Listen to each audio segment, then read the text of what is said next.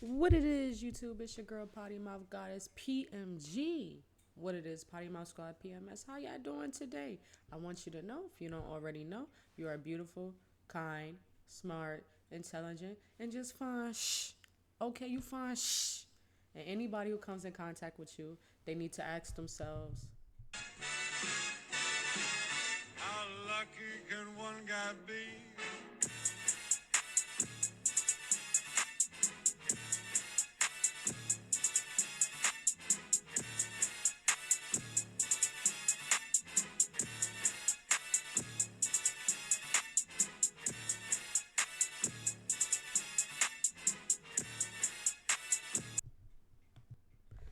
boom, you already know. They go to Twitch, NBA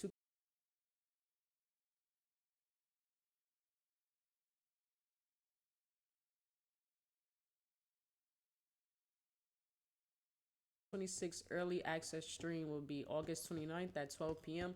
There will also be other content on my Twitch, so if you want to check it out, please follow. All right, without further ado, let's get right to the video. We got today SpongeBob's most terrifying episode finally solved by Sponge Truths. I think the last episode I did was I don't. Oh, when he was stuck in the future, that episode of y'all seem to like it, so I tried to do another one a few days ago. The episode when they was in that imagination box, but something happened with the editing. Anyways, let's get right to the video.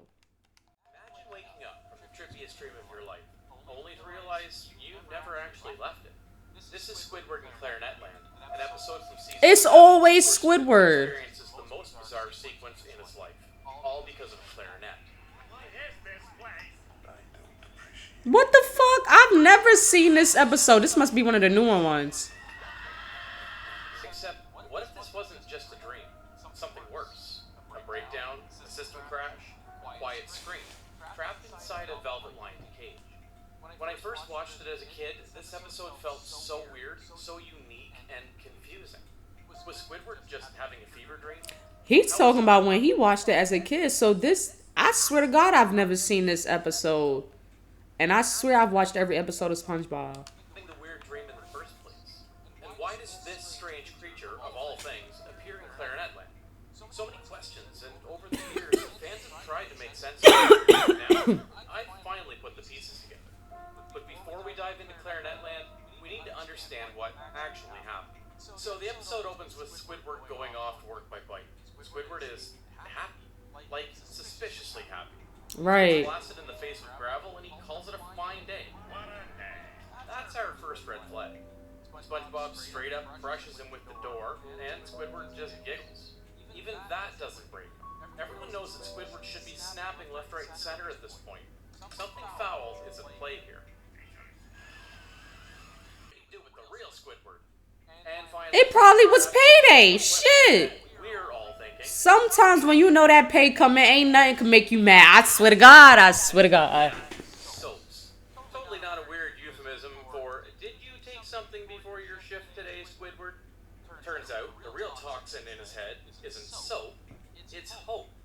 Squidward is just really, really excited to perform at the clarinet recital after work.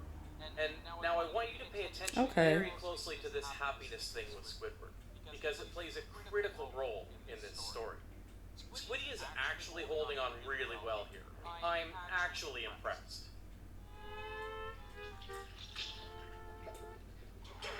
That's it. That's the Squidward we all know. He loses it, starts snapping at everybody. Squidward then demands better working conditions and pulls out what might be the most unrealistic thing in Bikini Bottom, a labor regulation book. Bikini Bottom labor regulations. Where did he get this? Right. Fuck you get that from? HR handbook. And is there a union in Bikini Bottom? Where were you in Can You Spare a Dime? I need answers.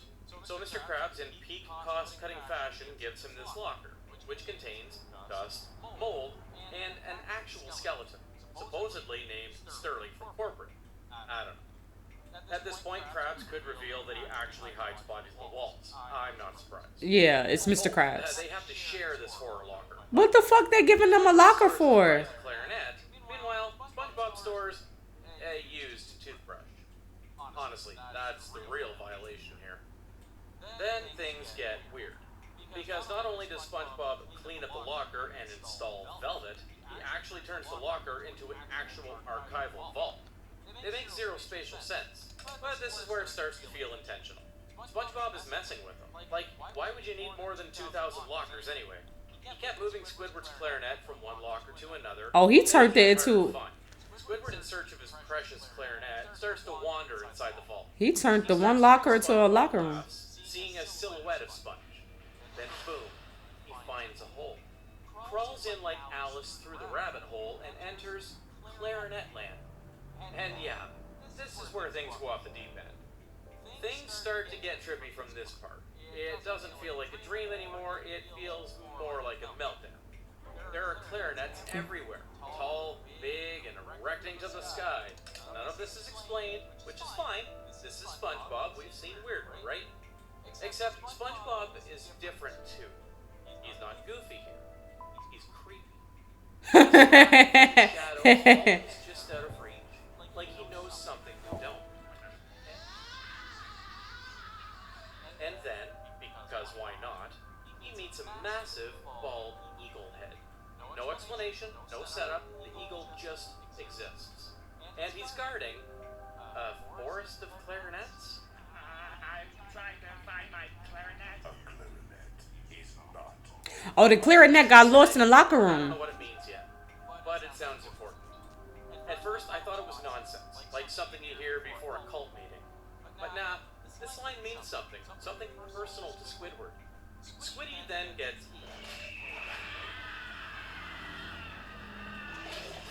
Ew. The adventure continues. They always get eating somebody's stomach bubbling and This shit. isn't Clarinet Land anymore, it's just something else. This is the moment I realized the episode is going somewhere I did not sign up for. He lands in a mirror room where he gets jump scared by himself. Multiple Squidwards playing clarinet badly, assaulting his ears. So maybe it's some type of anxiety before the performance. Especially because his day done got fucked up with the baby spitting on his shit. Unsettling. Then somehow Squidward ends up inside a pinball machine with Patrick playing it like he does this every Tuesday. I win! Hey, what are you doing here? Squidward asks why Patrick is huge. How did you get so big? Patrick says, Must be all the pressure. what does that even mean? Patrick also said it like a threat, too. Then Oh, that's why they started talking about the laws of physics and shit. Squidward into space, chasing SpongeBob.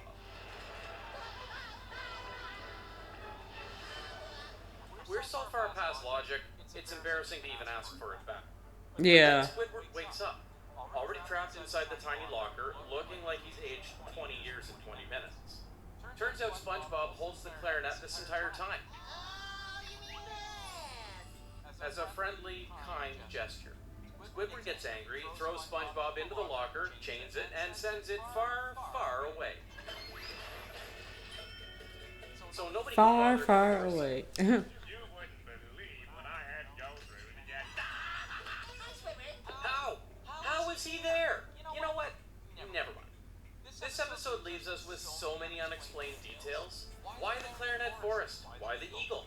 Why does the logic break harder the longer it goes? But in order to make sense of this episode, we have to understand Squidward's dream. And after replaying this episode several times, I found out what actually might be the trigger to Squidward's dream. It's subtle, but right before everything collapses, Squidward inhales a thick cloud of locker dust.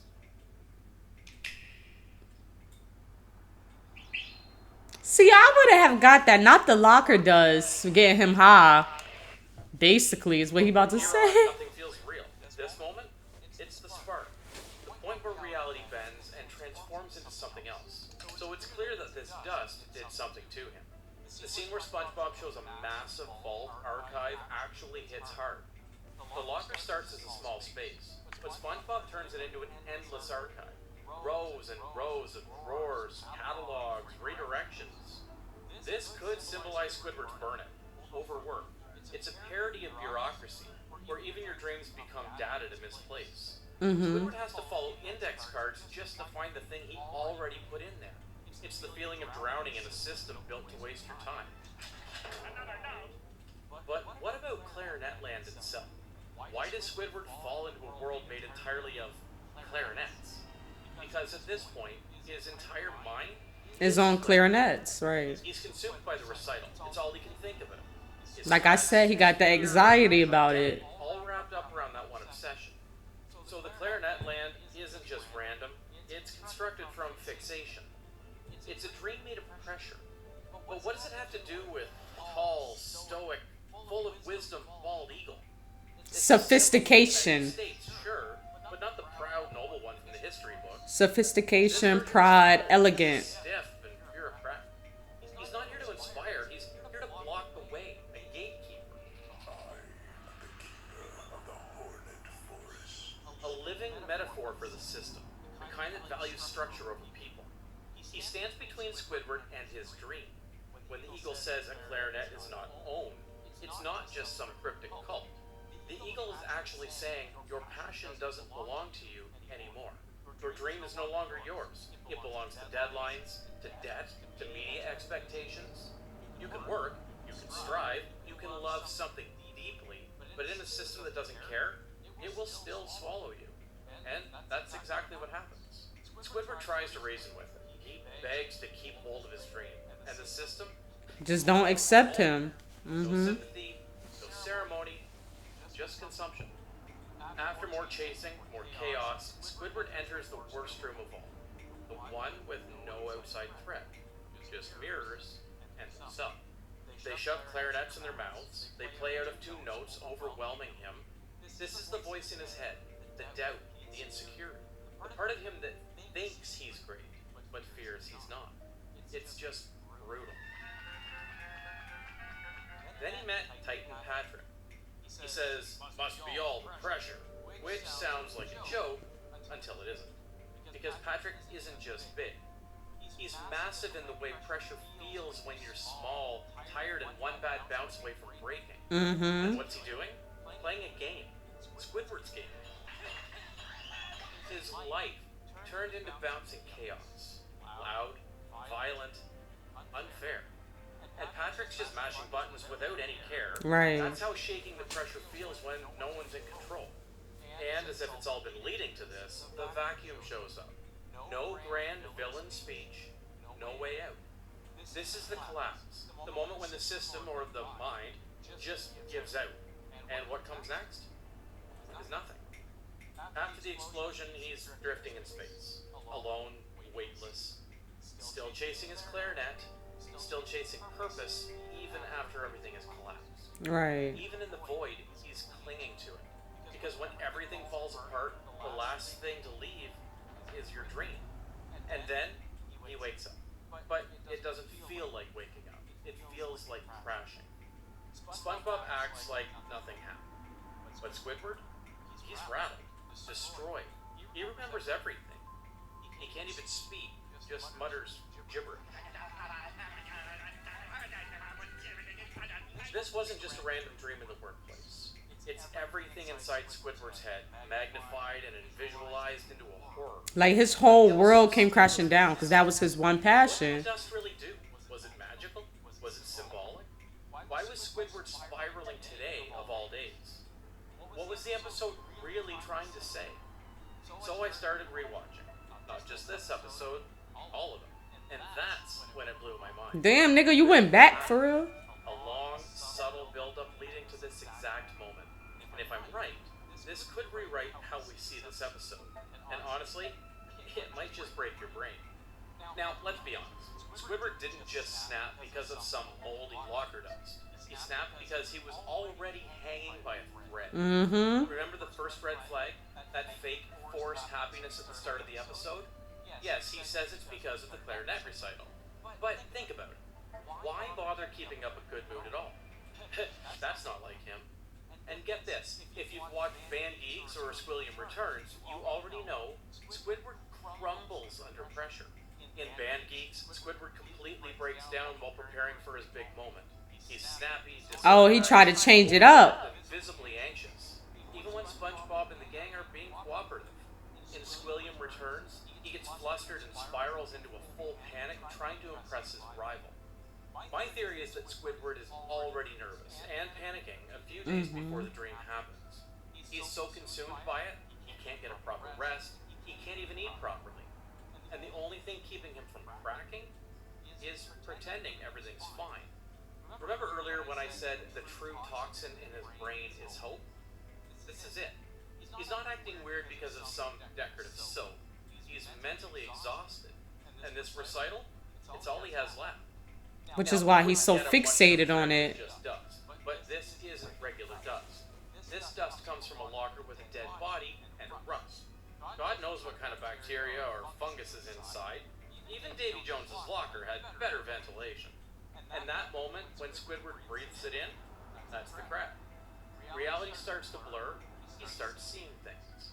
SpongeBob building a full-blown archival project in the kitchen? Come on. The last real thing we see is when SpongeBob changes the locker color into velvet. Because when Squidward wakes up, the velvet is already there. Everything after that, it's in his head. Meanwhile, his real body crawled into the locker like a desperate animal. And finally, after countless nights of no sleep, everything comes out at once. Everything he faced in there was something he already lived with. Work that never ends. Systems who refuse to listen, swallow you. Your dream keeps slipping away from you. And a voice in your head that says you'll never be good enough. The clarinet wasn't just an instrument. It was his hope. A dream of his. Something he believes can still save him. That's why he's holding it so dearly. And the more Clarinet Land tried to take it away, the harder he chased it, even when it broke him. But just when he thought he made it, SpongeBob pops out. And that's it. That's the final straw. No matter how hard you try to escape the nonsense, you can't. Because it's built into the world, into the job, into the people around you. That's also why this episode hits harder than most people realize. Because Squidward isn't just a character having a weird dream. He's us. Yeah. Stuck doing only what we're told. Pretending we're okay while chasing something that keeps moving. In a world that keeps getting louder, heavier, and harder to understand. And that's the genius of this episode. It plays like a surreal joke, but it's not. It's a message from the writers, a quiet warning dressed in absurdity. A way of saying, hey, you might be next. Especially if you live in a place like America, the so-called land of dreams, where anyone can make it as long as they work hard enough. But here's the truth nobody wants to say out loud. The system is rigged. Built to exhaust you, gatekeep you, keep you just hopeful enough to stay in line, but never free enough to leave it. You can work your fingers to the bone, burn yourself out for the spotlight, and still end up... And some people do actually get, like, programmed that way. Like, you ever had a person that work at your job be like, oh, I'm finna quit. They say that shit every week and they never do. They don't have the job keeps them there because it's like they say they want to leave, but in reality, chasing that dream and actually taking action to where you want to be, that's harder than actually quitting that job. So that's why a lot of people, they never move on. They just become fixated. They keep complaining and life never moves on for them. Background noise in someone else's episode. Because a dream is not owned. You rent it, and rent's due every day. Even hope has a price tag. Clock it. He ate with that. I'm going to start saying that. Maybe we've been in it for years. A dream is not owned. You rent it. And we rent dreams every day. Yeah. We just haven't noticed the velvet walls yet. Though we still can't explain why SpongeBob somehow ended up inside the clarinet case after being chained and shipped away. It breaks the rules of logic. Maybe because he can't escape SpongeBob. Squidward never left the dream. Or the dream never left him. So what do you think Clarinet Land really is? A dream? This was really good. I really like his theories on the SpongeBob episode. I'm going to watch some more. Maybe I'll redo the Idiot Box episode or Squidward Box. I forgot what it was called, but I'll probably redo that. Y'all let me know what y'all thought about this video. PMG. I'm out.